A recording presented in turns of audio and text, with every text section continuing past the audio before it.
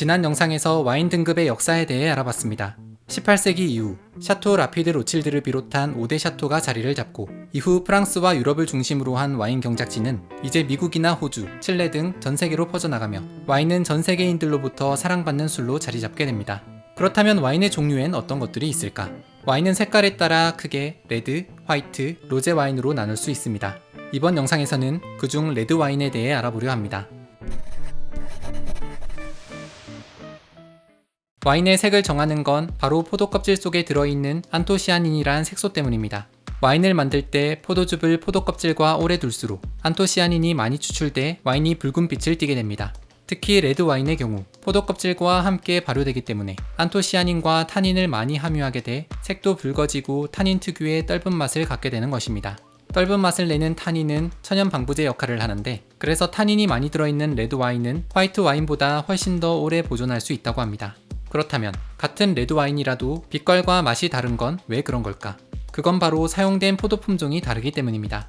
레드 와인을 만드는 가장 대표적인 포도로는 레드 와인의 황제, 프랑스 보르도 지방이 고향인 카베르네 소비뇽이 있습니다.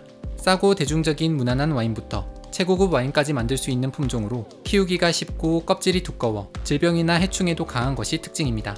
또 껍질이 두꺼운 만큼 타닌도 많아 떫은 맛이 강한 편이지만 오래 숙성하면 할수록 좋은 맛을 내기 때문에 최고급 와인을 만들 때도 많이 사용하는 포도입니다. 1855년에 선정된 그랑크리 크라세에서 가장 먼저 1등급의 자리에 오른 샤토 라피드 로칠드가 바로 카베르네 소비뇽으로 만든 와인이라고 합니다.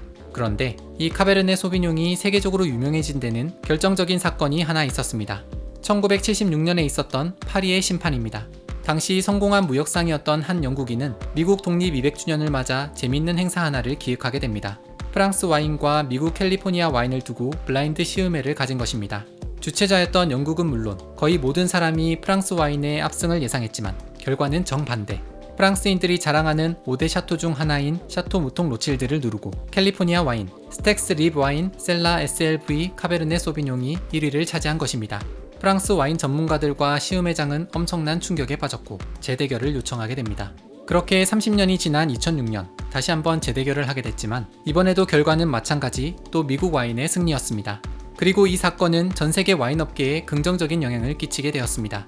다른 나라의 와인들도 노력하면 프리미엄 와인을 만들 수 있다는 희망을 갖게 된 것입니다. 레드 와인의 대표 품종 두 번째는 역시나 프랑스 보르도 지방이 고향인 메를로입니다. 카베르네 소비뇽에 이어 두 번째로 많이 재배되는 품종으로 유독 달콤하고 과즙이 많아 종달새가 즐겨 먹었다고 해서 집박이를 뜻하는 프랑스어 멜레에서 유래했다고 합니다. 메를로는 어디서 자라느냐에 따라 살짝 맛이 달라지는데, 서늘한 기후에서 생산되는 메를로는 민트나 딜 같은 허브 향이, 따뜻한 기후에선 과실 풍미가 더 강하게 난다는 것입니다.